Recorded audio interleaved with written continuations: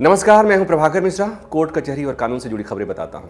Supreme court में आज एक याचिका आई थी जिसमें ब्राह्मण समुदाय को टारगेट करने, उनके खिलाफ लगातार भड़काऊ बयानबाजी को रोकने की मांग की गई थी। याचिकाकर्ता थे महालिंगम बालाजी।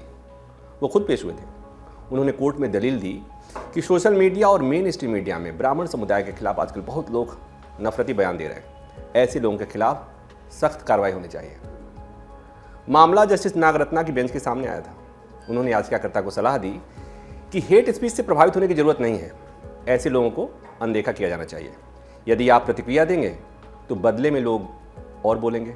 बेहतर होगा कि आप स्कूल और कॉलेज जाइए, भाईचारे का संदेश दीजिए। यह सिर्फ एक समुदाय की बात नहीं है। हेट स्पीच तो किसी के खिलाफ भी नहीं होनी चाहिए।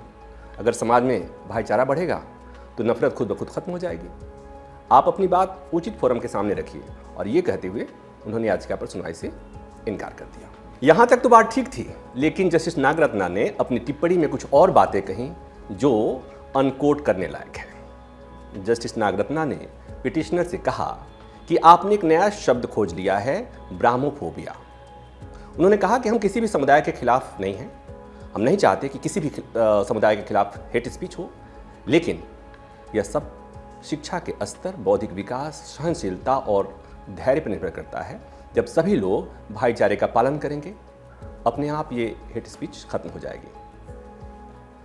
अब ये जो ब्राह्मोफोबिया है, हाल के दिनों में बहुत चर्चा है। दरअसल इसका संबंध आप अगर देखेंगे इस्लामोफोबिया से मिलता जुलता लगता है। और इसे ब्राह्मोफोबिया क्यों कहा जा रहा है कि हमारे देश की सियासत में हमेशा एक अल्पसंख्यक समुदाय रहा है, माइनॉरिटी से कहते हैं। और हमारे देश की सियासत को हमेशा से वो अल्पसंख्यक जो होता है वो वोटिंग के लिए बड़ी मुफीद सा होता है, क्योंकि उस पर वोट की फसल लहलहाती है। हाल के दिनों में आपने देखा एक फिल्म आई, उसके नाम को लेकर विवाद हुआ। एनसीईआरटी की किताब में कुछ बात आ गई, उसको लेकर विवाद हुआ। अभी एक उत्तर प्रदेश में दारोगा की परीक्षा में क्वेश्चन पेपर में एक शब्द आ गया था, उसको लेकर विवाद हुआ। और आप किसी भी टीवी डिबेट्स में देख सकते हैं, वहाँ इस तरह की बातें आती हैं, हो रही हैं। तो याचिकाकर्ता आहत थे। कोई भी आहत हो जाता है आजकल, तो भावनाएं, आहत होना बड़ी आसान सी बात है। तो उन्होंने कोर्ट से गुजारिश की कि माय लॉर्ड, हाई कोर्ट हम गए थे, हाई कोर्ट ने मेरी बात नहीं सुनी। हम प्रधानमंत्री को चिट्ठी लिखे थे, उन्होंने बात नहीं सुनी। हम सभी फोरम पर जा चुके हैं। आप कह रहे हैं कि अपनी बात आप उचित फोरम पर रखें, और अगर कोई और फोरम सुनने को तैयार नहीं और आप भी नहीं सुनेंगी तो हम कहाँ जाएंगे।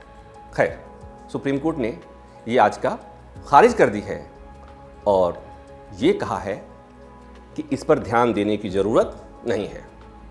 तो आप भी ध्यान मत दीजिए। इन कोर्ट ने जो बात एक और कही है कि हेट स्पीच क्यों देना, तो मत दीजिए।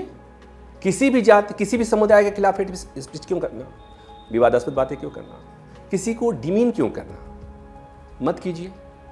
लेकिन कहाँ कोई मानने वाला है। आप अपने स्तर पर कोशिश कीजिए, हो सकता है, अगर हो सके तो कोशिश कीजिए।